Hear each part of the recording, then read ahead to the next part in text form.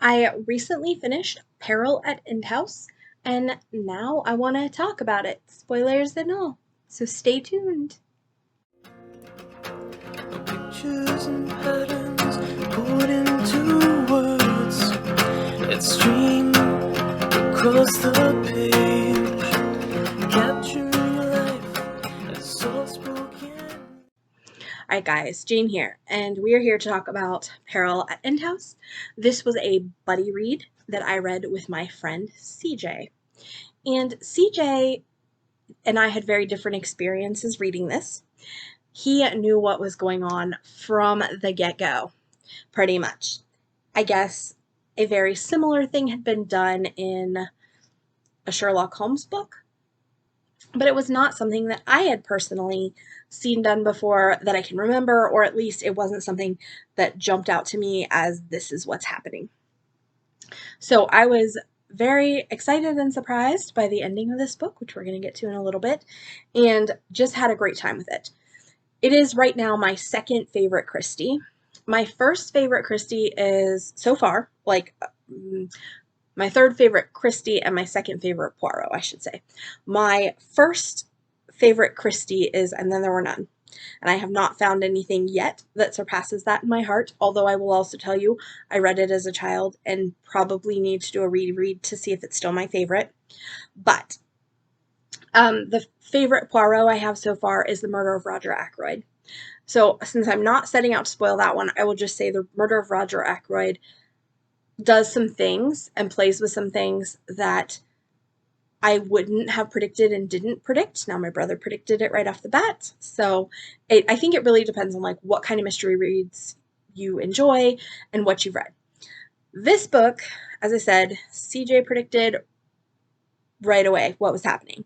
I did not predict what was happening until I didn't predict it. I was really surprised when we had all the reveals. So you have Poirot and Hastings, and they are on vacation.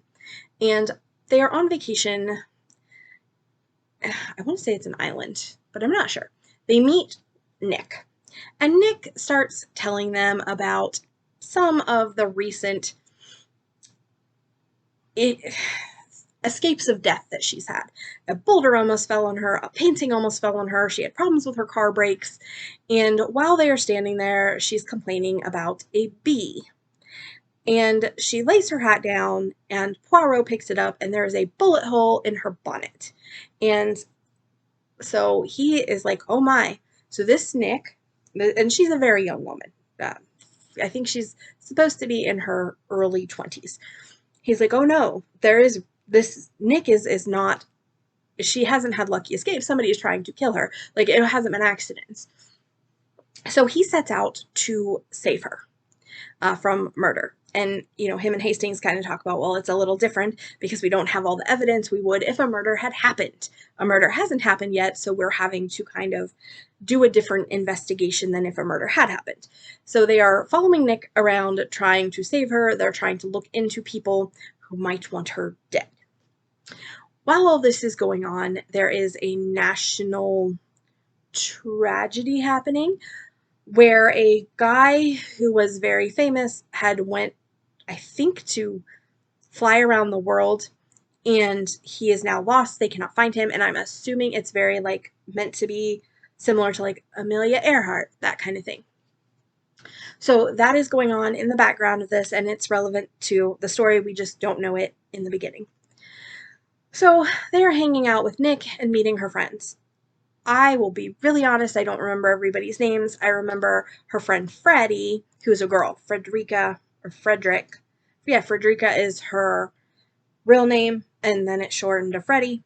So her best friend is Freddie, and Freddie is having an affair. So she is married, but her husband and her are separated, and she's having an affair. And then there's also this guy who is, I think she's having an affair with Lazarus. And then there's this other guy whose name is escaping me, but he's a Navy captain. We'll just call him Captain. And he seems to be in love with Nick. He's been trying to get with Nick. and Nick is just not super interested in him.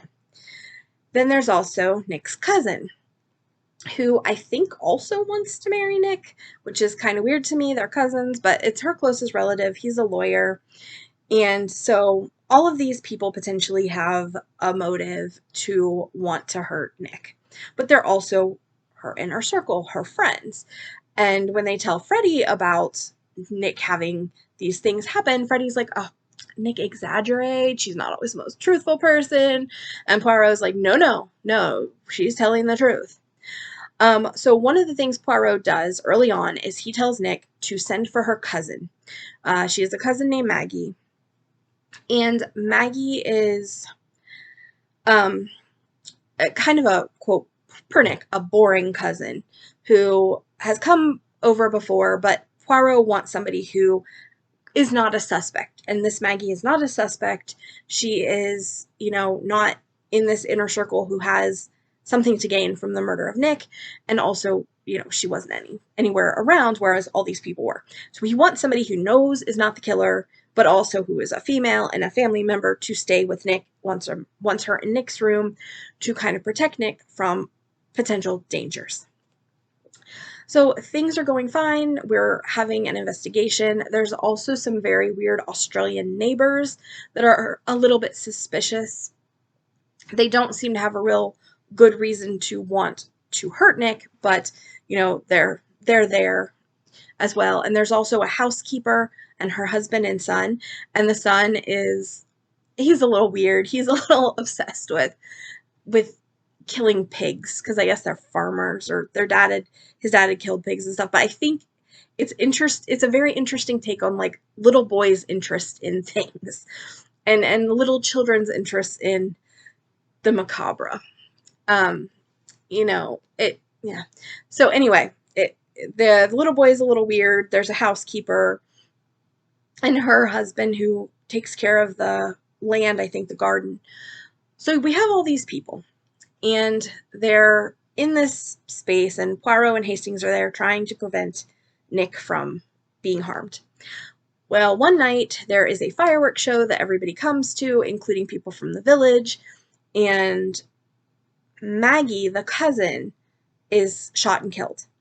At the time, she is wearing a coat that is Nick's coat, and so Poirot and everyone else assumes that Maggie has been mistaken for Nick and that it was Nick who was supposed to die. Poirot says, this is terrible. I have failed. I've been wanting to protect you, trying to protect you, but I'm obviously not doing a good job. I've missed something. You can't stay here. So he sends her to what they call a nursing home, which it's weird because I feel like we don't have an equivalent today. But they send her to this nursing home with strict instructions from the doctor. It is from the doctor, but Poirot planted this in the doctor's ear. Like, this girl cannot go anywhere. She can't see anybody. And another thing is she's instructed not to eat anything that comes from the outside.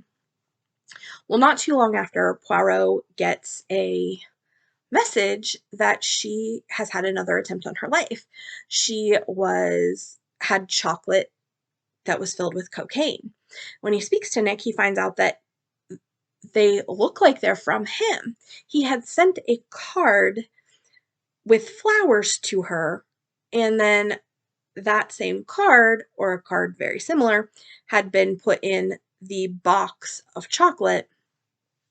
And so Nick is like, well, I thought it was safe to eat. It came from you. So clearly you're not going to try to kill me, but it had cocaine in it.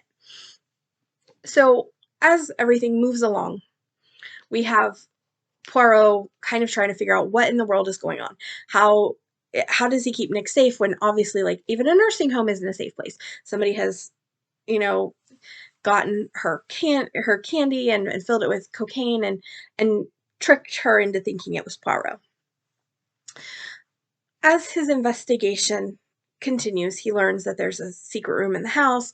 He learns that Nick is engaged to the guy who was flying around the world, and he had inherited a fortune from his grandfather before he died, and now Nick appears to be the inheritor of a great fortune, so he has some motive. And everything makes Freddie look very guilty, because Freddie's the one that's going to inherit from Nick. However, Poirot knows it is not that easy. And I'll be honest, I kind of suspected Freddy. I didn't want it to be Freddy, and I had mixed feelings about it. And I was like, oh, is it Freddy? I mean, Freddy's the only one that has really a motive. You know, it's probably Freddy. Because sometimes in Poirot books, it's the obvious choice. Like, I think the very first book, and I can't, Mystery at Styles, maybe? Affair at Styles. That one was literally like the most obvious person with the most obvious motive was the killer, if I recall correctly. And I feel like that's kind of the case here as well, or I was afraid it was going to be the case. It's not the case, but I was afraid that was going to be the case of, you know, Freddie has a motive, she has opportunity. She was the one who was trying to be like, Nick's such a liar. Nobody's trying to hurt her. So like all the fingers pointed at Freddie.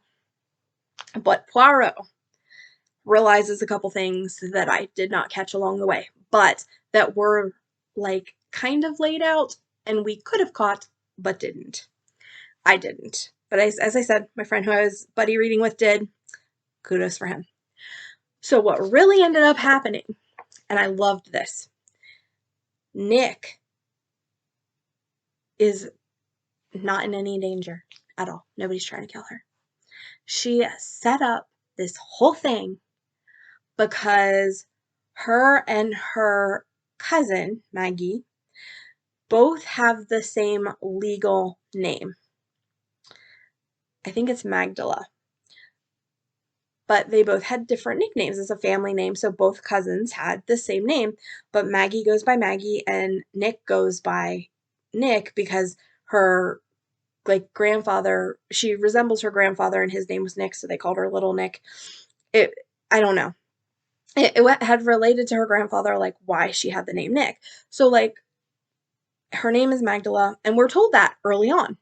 But, you know, I didn't think, oh, Maggie, Magdala, huh, okay. Yeah, no. So, but they have the same legal name. And she was a known friend of the pilot that was flying around the world. But it turns out she'd introduced her cousin to him, and he'd fallen in love with her cousin and not her. Not her.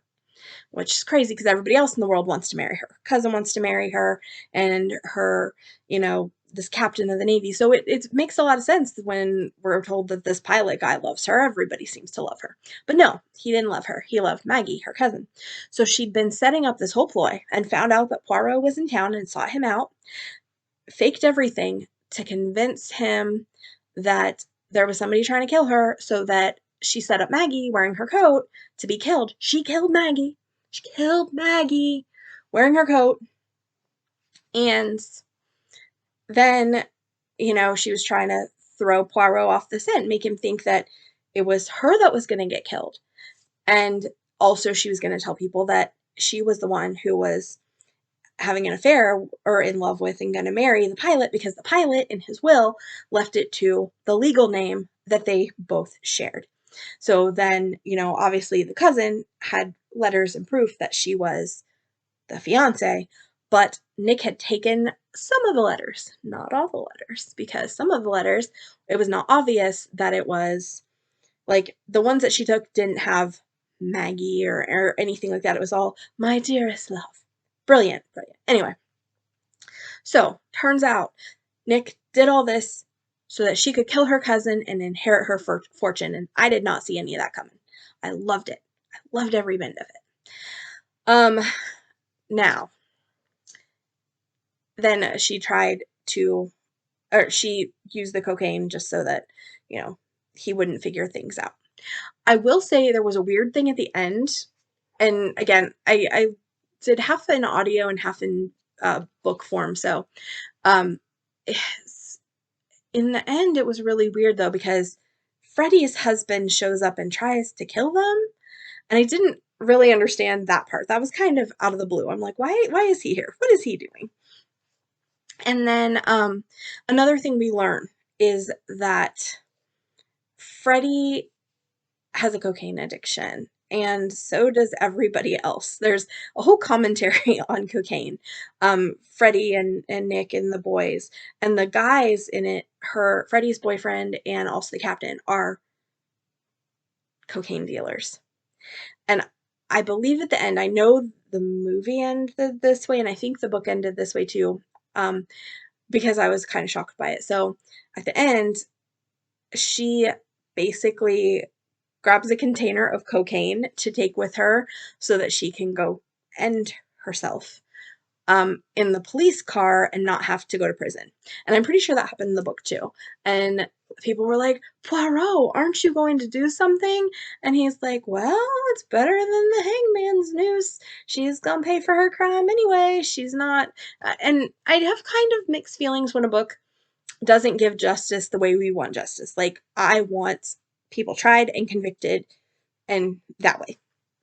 I'm not necessarily big into, oh, well, we figured out what happened and that person, they got their just desserts. It's fine.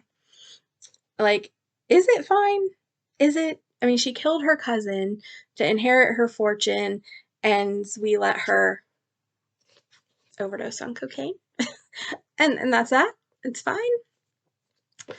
So anyway, I really had some things in this book that were kind of weird or different, but overall, I love this book. I loved the twist that it was Nick all along, and that Nick was never in danger, and that Poirot had been and Hastings had been so busy trying to protect and defend this poor, helpless little girl, and then, she's the villain. So I really had a good time with this book. Really, really enjoyed it. And this is really good Christie. And again, maybe if you read a lot of mysteries, this is pretty common. I don't know, but I loved this. It was so well done. All right, guys, this has been Jane. I'll talk to you next time. Bye.